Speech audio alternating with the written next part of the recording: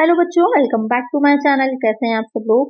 आप लोग की टॉप 10 कंप्यूटर के क्वेश्चंस जो हैं उनकी एमसीक्यू सीरीज चल रही थी, जिसमें कि फर्स्ट वीडियो मैंने अपलोड करी थी। तो आज की जो है सेकंड वीडियो रहेगी, जो कि यूपीटीपीएससी असिस्टेंट अकाउंट ऑडिटर के बच्चे हैं या फिर जो बिहार में जो अकाउंट क्लर्क के बच्चे हैं, दोनों के लिए बहुत ही हेल्पफुल रहने वाली है, क्योंकि इसमें सारे वही इंपॉर्टेंट क्वेश्चन रहेंगे सीरीज में, जो कि आपके एग्जाम के लिए बहुत ही मोस्ट इंपॉर्टेंट है या आ सकते हैं या पहले इसी तरह के एग्जाम्स में आए हुए हैं। तो आइए वीडियो को देर ना करते हुए शुरू करते हैं। लेकिन अगर आपने चैनल को सब्सक्राइब नहीं किया, सब्सक्राइब जरूर से कर लीजिएगा इसी तरह की वीडियोस के लिए, और वीडियो को लाइक भी कर दीजिएगा। फर्स्ट क्वेश्चन लेते हैं, who is the father of computers. Computer का जनक कौन है, या फिर कंप्यूटर का पिता भी कहा जा सकता है। जेम्स गॉसलिंग, या फिर चार्ल्स बेबेज, डेनिस रीची, या फिर बर्नले स्टर्टवर्क। तो यहाँ पर क्वेश्चन जो आपसे पूछ रहा है कि फादर ऑफ कंप्यूटर कौन है, ये बहुत ही कॉमन सा क्वेश्चन है लेकिन इंपॉर्टेंट भी है, एग्जाम में पूछा जा सकता है। तो कंप्यूटर के जनक कौन है, तो वो हो जाते हैं चार्ल्स बेबेज। तो इसका आंसर क्या हो जाएगा, ऑप्शन बी हो जाएगा। नेक्स्ट क्वेश्चन है, in computers what does ALU stand for. Computer में एएलयू का विस्तारित रूप क्या है।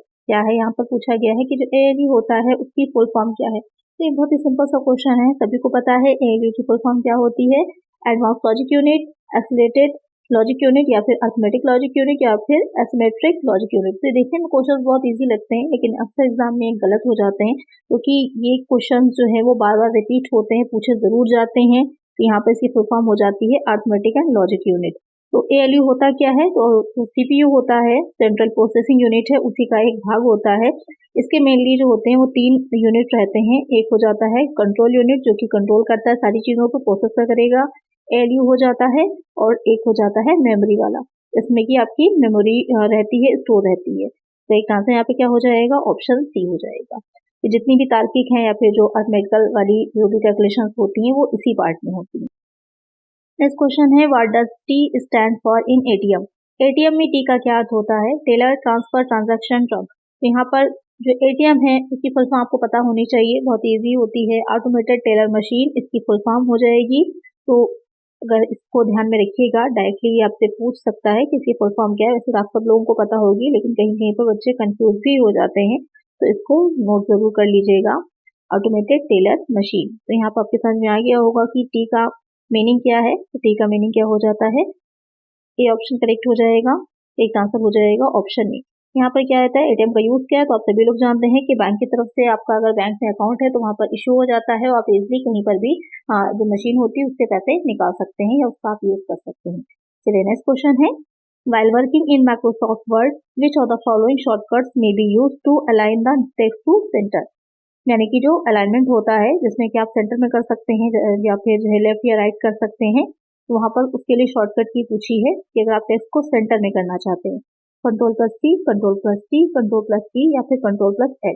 तो यहाँ पर कौन सी शॉर्टकट की का यूज किया जाता है। जो भी आपने टेक्स्ट को लिखा है, जैसे कि ये पेज अगर है तो इस पेज में जैसे सेंटर में हमको टेक्स्ट को लाना है पूरे एक साथ, तो वहाँ पर कौन सी शॉर्टकट की यूज होगी। वहाँ पर जो शॉर्टकट की यूज होती है वो कंट्रोल+E हो जाती है। ठीक आंसर क्या हो जाएगा, ऑप्शन सी हो जाएगा। तो बहुत ही इजी से क्वेश्चन है लेकिन एग्जाम में अक्सर भूल जाते हैं। जैसे कंट्रोल+C है, कंट्रोल+C किसके लिए यूज होता है, तो कंट्रोल+C आपका यूज हो जाता है कि हमें कॉपी करनी होती है कोई भी चीज, तो उसके लिए कंट्रोल+C का यूज करते हैं। और कंट्रोल+T या फिर कंट्रोल+L का यूज किस लिए किया जाता है, तो कंट्रोल+L हो जाता है, यहाँ पर कॉपी हो जाएगा, ये कंट्रोल+L हो जाएगा लेफ्ट के साइड में अगर आपको लेकर टेक्स्ट को जाना होता है। अच्छा, कंट्रोल+T का यूज क्या होता है, तो आप लोग मुझे कमेंट करिएगा कि कंट्रोल+T का यूज क्या होता है। चलिए नेक्स्ट क्वेश्चन है, in computing dash is a network security system that monitors and controls incoming and outgoing network traffic based on pre determined security rules. Computing में एक नेटवर्क सुरक्षा प्रणाली है जो पूर्व निर्धारित सुरक्षा नियमों के आधार पर आने वाले और बाहर जाने वाले नेटवर्क ट्रैफिक की निगरानी और नियंत्रण करता है। Cookie, spam, firewall, spyware. Question में क्या कह रहा है कि कंप्यूटिंग में यानी कि जो कंप्यूटर होता है, जो प्रोसेस है, उसमें एक नेटवर्क की सुरक्षा की, यानी कि जो नेटवर्क सिक्योरिटी सिस्टम प्रोवाइड कर रहा है, जिसमें कि ये देखा जाता है जो पहले से प्री डिसाइडेड जो कंट्रोल्स होते हैं या फिर जो सुरक्षा के नियम हैं उनके बेसिस पर कि कौन सा नेटवर्क ट्रैफिक जो है वो आ सकता है, जा सकता है या आ जा रहा है, तो किसी तरह का कोई इसमें वायरस तो नहीं है, कोई ऐसा यूजर जो ऑथेंटिक नहीं है, अनऑथोराइज्ड है, उनके द्वारा तो काम नहीं किया जा रहा है, वो सारी चीजें देखने का काम करता है। तो कौन सा हो जाता है, उसे कहा जाता है फायरवॉल। एक आंसर क्या हो जाएगा, ऑप्शन सी हो जाएगा। कुकी क्या हो जाती है कि जो भी हम लोग साइट है या कुछ भी विजिट कर रहे होते हैं कहीं पर, तो वहां पर से कुछ इन्फॉर्मेशन इसमें जो होती है वो सेव हो जाती है, जिससे कि बाद में अगर हमें इस चीज को ढूंढना होता है तो क्विकली हमारा जो मोबाइल है, लैपटॉप है, कंप्यूटर है, हमें उस तक पहुंचा देता है। स्पैम में क्या होता है, तो ये जंक ईमेल की तरह होती है, पहले ही बता चुकी हूँ आप लोग को। स्पाईवेयर क्या होता है, स्पाईवेयर आप लोग मुझे बताइएगा कमेंट करके कि स्पाईवेयर क्या होता है। चलिए नेक्स्ट क्वेश्चन है, what is the use of F11 in internet explorer. Internet explorer में F11 का उपयोग क्या है, यानी कि जब इंटरनेट एक्सप्लोरर का हम लोग यूज कर रहे होते हैं तो वहां पर F11 जो की है वो क्या एक काम करती है, ये क्वेश्चन पूछ रहा है। तो रिफ्रेश यानी कि कंप्यूटर को रिफ्रेश करने के लिए, टू टेक स्क्रीनशॉट, स्क्रीनशॉट लेने के लिए, चेंज सर्च इंजन को बदलने के लिए, या फिर toggle full screen, full screen चालू करने के लिए, यानी कि फुल स्क्रीन पर अगर आप कुछ करना चाह रहे हैं या फिर जो भी चीजें देख रहे हैं उसको फुल स्क्रीन करना चाह रहे हैं उसके लिए। तो F11 का यूज किसमें होता है, F11 यूज होती है फुल स्क्रीन पर ले जाने के लिए। जो भी हम लोग जो सर्च कर रहे हैं उस चीज को फुल स्क्रीन अगर करना चाह रहे हैं तो वहां पर आप F11 का यूज करते हैं। एक आंसर हो जाएगा ऑप्शन डी। तो रिफ्रेश करने के लिए होती है, यहाँ पर रिफ्रेश के लिए जो यूज की जाती है वो F5 होती है, F5 का यूज किया जाता है रिफ्रेश करने के लिए। चलिए नेक्स्ट क्वेश्चन लेते हैं, VoIP in computer science stands for. Computer विज्ञान के क्षेत्र में VoIP का विस्तारित रूप क्या है, virtual over identifier protocol, voice over internet protocol, voice over interface protocol, या फिर वॉइस ओवर इंस्ट्रक्शन प्रोटोकॉल। यहाँ पर VoIP की फुल फॉर्म आपको बतानी है। VoIP क्या होता है, तो इसकी फुल फॉर्म की अगर हम बात करें क्या हो जाएगी इसकी फुल फॉर्म, तो वॉइस ओवर इंटरनेट प्रोटोकॉल हो जाती है। तो एक आंसर क्या हो जाएगा, ऑप्शन बी। तो ये फुल फॉर्म जरूर याद करिएगा, अक्सर एग्जाम में पूछा जाती हैं। फुल फॉर्म्स तो आप लोग की बहुत सी चीजें ऐसी हैं, बहुत सी मैं बता भी चुकी हूँ, जिसपे एक अलग से सीरीज आई थी उसमें भी मैंने काफी फुल फॉर्म्स आप लोग को नोट करवाई ही थी। आई होप आपने अलग से नोट करी होंगी, सीरीज देखी होगी, अगर नहीं देखी है तो लिंक आपको डिस्क्रिप्शन में मिल जाएगा, वहां से देख लीजिएगा। बहुत ही इंपॉर्टेंट क्वेश्चन उसमें भी दे रखे हैं।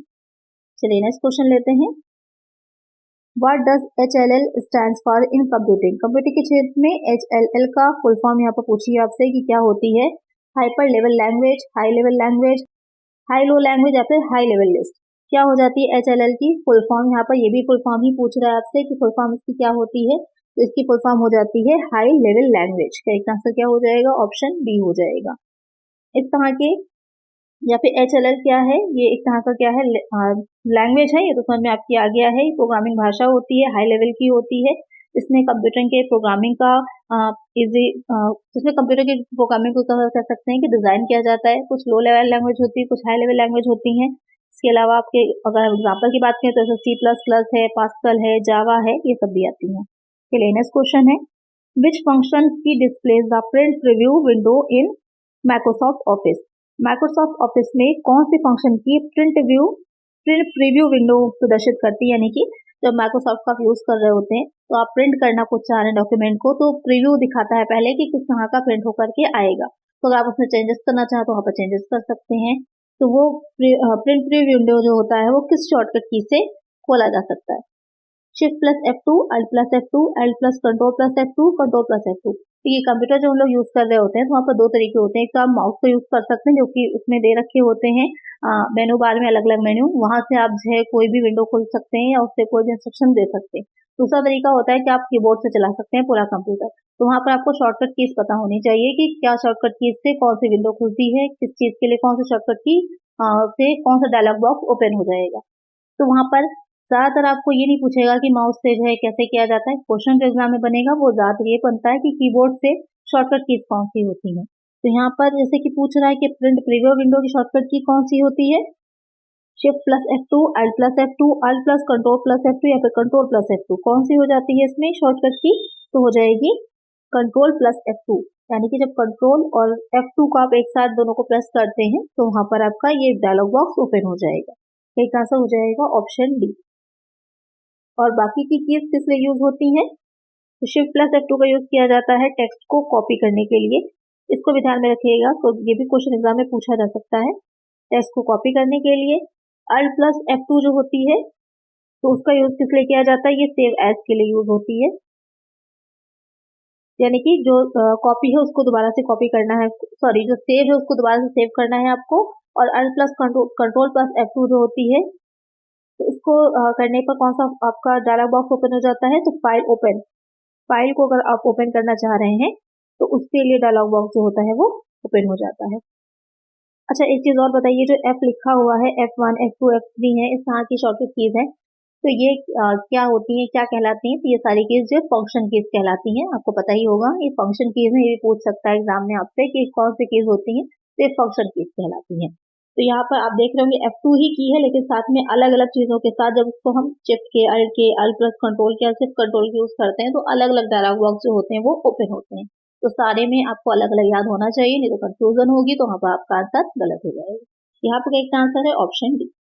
नेक्स्ट क्वेश्चन लेते हैं, who among the following invented the world wide web in 1989?